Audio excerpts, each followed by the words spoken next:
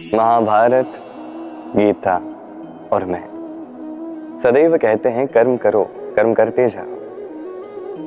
किंतु केवल कर्म करना ही पर्याप्त नहीं है। कर्म किस प्रकार से किया जा रहा है, किस दिशा में किया जा रहा है, ये समझना भी उतना ही आवश्यक है। भाग्य के भरोसे मत रहिए। भाग्य के द्वार यदि बंद हैं तो उन्हें भी आप खोल सकते हैं अपने कर्म द्वारा। अब यदि आपके मार्ग में कोई विशाल सा चट्टान आ जाए तो आप क्या करोगे?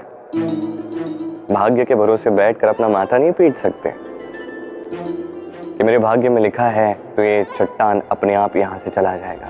नहीं, आपको कर्म करने होंगे। अपने कर्म से कुछ इस प्रकार कोलाहल मचा दीजिए कि भाग्य स्वयं आपके लिए ये द्वार खोल दे। कर्मों का कोलाहल कुछ इस प्रकार होना चाहिए कि चट्टान वो कोलाहल सुन के स्वयं आपके मार्ग से हट जाए।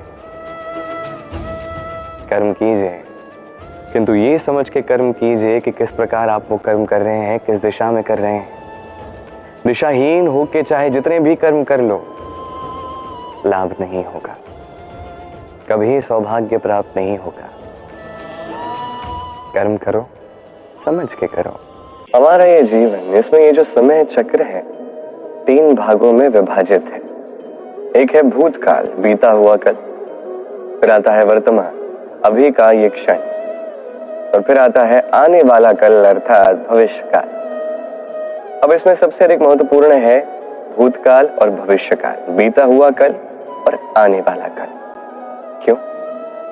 क्योंकि इन्हीं दोनों पर निर्धारित है कि वर्तमान में आप क्या करेंगे। बस आवश्यकता है तो उचित दृष्टिकोण की। अब भूतकाल को आप एक दृष्टिकोण से देख सकते हैं तो आपको भूतकाल में दुख भी दिखेगा, पीड़ा भी दिखेगी। किसी और दृष्टिकोण से देखेंगे तो आपको भूतकाल में सीख भी मिलेगी। अब इसी सीख के अनुसार वर्तमान में कर्म करना चाहिए। बात की जाए यदि भविष्य काल की, तो भविष्य के विषय में सोच के आप आज चिंतित हो सकते हैं।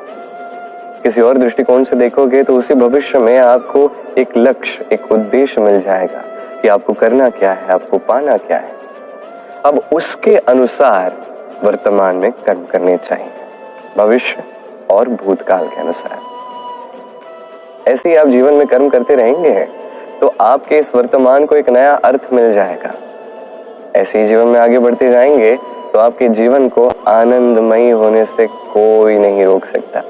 आज मैं आपको एक कथा सुनाऊंगा। ये कथा है एक विशाल से बरगद के वृक्ष की और एक नन्हे से नीम के वृक्ष की।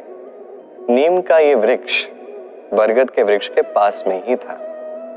एक दिन कुछ लकड़हारे वन में प्रवेश कर गए। उन्हें देख के नीम का ये वृक्ष भयभीत हो गया।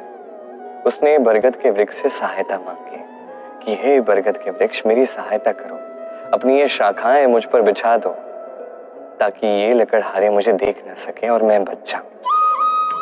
बरगद का ये वृक्ष अपनी अहम में चूर था, अहंकार में चूर हो चुका था। उसने ना उसे उत्तर दिया, ना उसकी सहायता की। वो लकड़हारे आए, नीम के वृक्ष को काटा और वो चले गए। कुछ दिन पश्चात वही लकड़हारे पुनः उस वन में आए और इस बार कुल्हाड़ी से बरगद के वृक्ष पर प्रहार करने लगे। ये प्रहार सहते सहते बरगद के वृक्ष ने देखा। उसे पता चला कि उस कुल्हाड़ी पर उसी नीम के वृक्ष का डाल लगा हुआ है। अब यही भूल अधिकतर मनुष्य कर बैठते हैं, विशेष रूप से तब जब उनके पास शक्ति आती है, सफलता आती है। अहंकार में वो निर्बल व्यक्तियों को ठेस पहुंचाते हैं, उन्हें दुख पहुंचाते हैं। कभी ये नहीं सोचते कि आगे जाके यही उसके अंत का कारण बन सकते हैं। तो यदि आपके पास शक्ति है, आपने सफलता प्राप्त कर ली है, तो स्वयं को शांत कीजिए और इस अहंकार को त्याग दीजिए।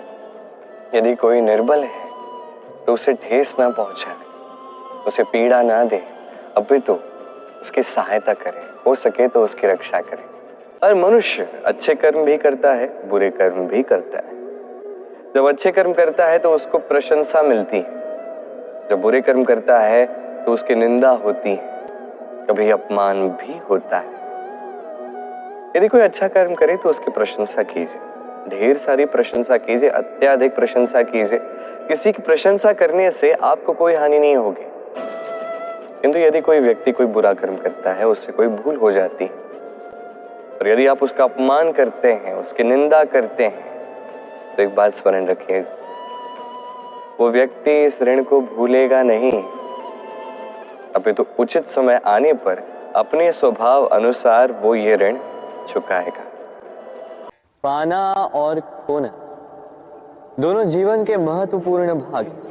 जीवन भर व्यक्ति कुछ पाता है तो कुछ खोता, कभी धन खोता है तो कभी सम्मान, कभी मित्र खोता है तो कभी अभिमान।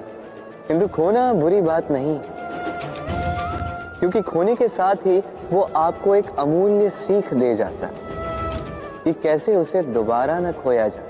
इसलिए यदि कुछ गवा दिया तो उससे मिली सीख न गवा, क्योंकि उसी सीख की सहायता से आप अपना खोया हुआ पुनः पा सकते हैं। मनुष्य सदैव विश्वास करता है ऊपर उठने में, ऊंचा और ऊंचा उठने में, किंतु वास्तविकता तो यह है कि जब तक शिखर को स्पर्श नहीं करोगे ऊपर उठने में आनंद नहीं आएगा।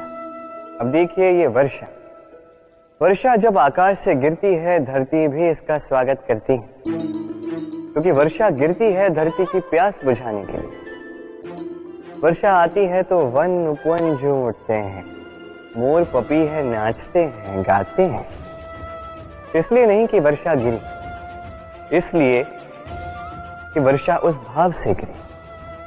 अब उसी स्थान पे यदि आकाश से कड़कती हुई बिजली धरती पर गिरे तो ये प्रकृति भयभीत हो जाती है।